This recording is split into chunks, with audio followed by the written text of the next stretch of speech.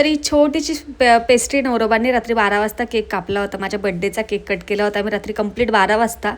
तर आम्ही दोघांनीच म्हणून एक छोटासा केक सेलिब्रेशन केला. आणि हा बड्डे खरंच माझा एक ड्रीमी बड्डे आपण बोलू शकतो, असा काही सेलिब्रेट झाला आहे. मला लिटरली खूप जास्त आवडले. तर बड्डेच्या दिवशी सकाळी झोपेतून उठले आणि सकाळी सकाळीच लादी वगैरे पुसून घेतली, घरातलं आवरून घेतलं. आज मला सुट्टी होती. आणि इथे बघा नवरोबा झोपेतच होते, तेच मला हॅपी बड्डे विश करत होते. आणि त्यानंतर मी त्यांची पण एक चोरून क्लिप काढून घेतली. आणि त्यानंतर माझं एक पार्सल आलं होतं. माझी एक ब्लॅक साडी ती मला आज घालायची होती, नव्हती ऑप्शनला होती, पण मग ब्लाऊज पण आला.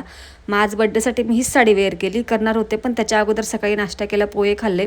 आणि सध्या एवढी काय गरमी होती रे, लिटरली सांगते. जसं काय अजून तर एप्रिल आणि मे बाकी आहे, तरी पण आता मार्चमध्येच एवढी काय भयानक गर्दी होती आहे ना, गरमी खूप जास्त. त्याच्यानंतर संध्याकाळी देवपूजा करून घेतली. आणि असा काय माझा बड्डेचा फायनल लुक होता. कशी दिसते नक्कीच मला कमेंट्समध्ये सांगा.